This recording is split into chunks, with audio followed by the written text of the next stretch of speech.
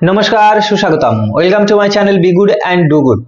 বাংলাদেশের যে ইউনূস সরকার চলছে অন্তর্বর্তীকালীন সরকার, সেই সরকারের যত উপদেষ্টা আছে এবং জামাতপন্থী যে লোকগুলো আছে তারা এখন ইসকনের ভূত দেখছে সব জায়গায়। ওই যে তুলসী গ্যাবার্ড ইসকনের ভক্ত কিনা তাই নিয়ে ভীষণ ভীষণ রিপোর্টও তৈরি করছে ওখানকার ওই সব গদি মিডিয়াগুলো। তো এরা চালিয়ে যাচ্ছে এইভাবে, হিন্দুদের উপরে অত্যাচার হচ্ছে সে খবর কিন্তু দিচ্ছে না। আজকে যে এত বড় সম্মেলনটা হলো বা হচ্ছে সেটা কিন্তু এই বড় বড় চ্যানেলগুলোতে আসছে না, আসলেও ছোট্ট একটুখানি, তাই ছাড়া কোনো কথাই নেই। আজকে দেখলাম যে ঘটনাগুলো কালকের থেকেই আসছিল, ওই যে মাহিগঞ্জে রংপুরে কলেজের মাঠে যে সম্মেলন, সনাতনীরা তাদের ৮ দফা দাবি নিয়ে সম্মেলন করছে। এই যে সনাতনীদের সম্মেলন, কখনো সহিংস সম্মেলন দেখবেন না, সহিংস আন্দোলন দেখতে পাবেন না, এরা সবসময় অহিংস আন্দোলনই করে। কিন্তু দেখলাম গতকাল রাতে চিন্ময় প্রভু সাংবাদিক সম্মেলনের সামনে এসে বলছেন যে আমাদেরকে হোটেল থেকে বের করে দেয়া হয়েছে, মানে হোটেল মালিক এসে বলছে আপনারা হোটেলে থাকতে পারবেন না।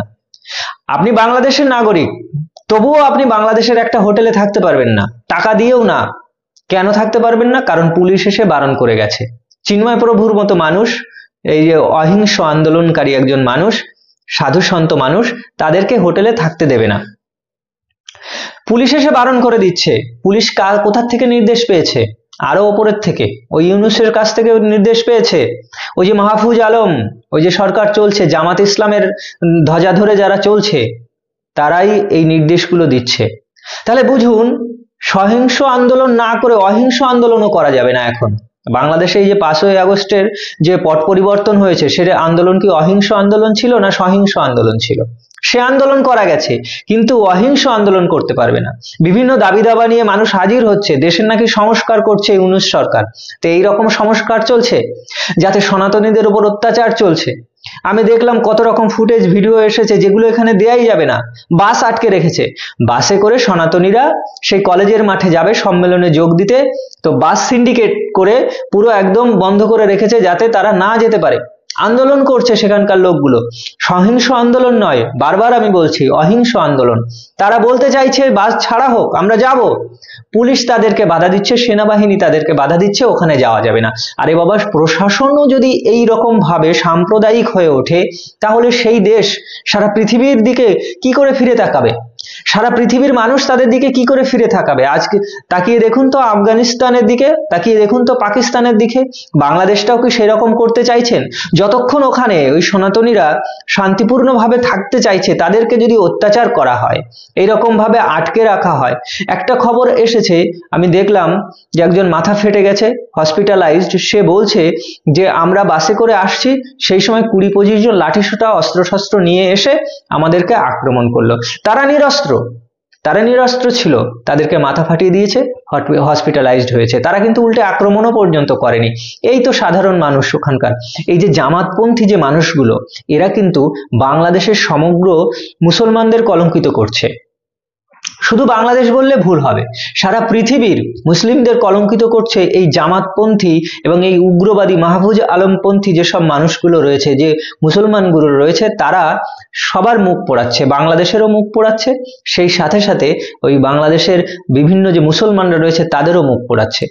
এখন উচিত, আমি আজকেই একজন বাংলাদেশের মানুষের সঙ্গে কথা বললাম, 5ই আগস্টের পরেই এদেশে চলে এসছে।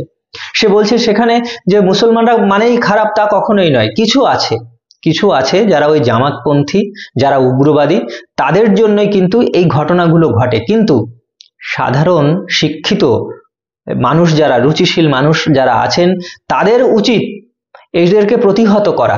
এদেরকে যদি প্রতিহত না করেন, তাহলে আপনাদের সোনার বাংলা আর সোনার বাংলা থাকবে না, কয়লার বাংলায় পরিণত হবে, বারুদের গন্ধ সেখানে ছুটবে পাকিস্তানের মতো।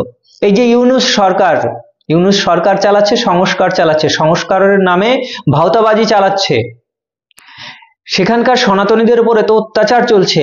আজকেই চিন্ময় প্রভুর বক্তব্য আমি একটু শুনেছি, সেখানে তিনি বলছেন এখনো পর্যন্ত সেখানে হিন্দুদের উপরে কি পরিমাণ অত্যাচার চলছে।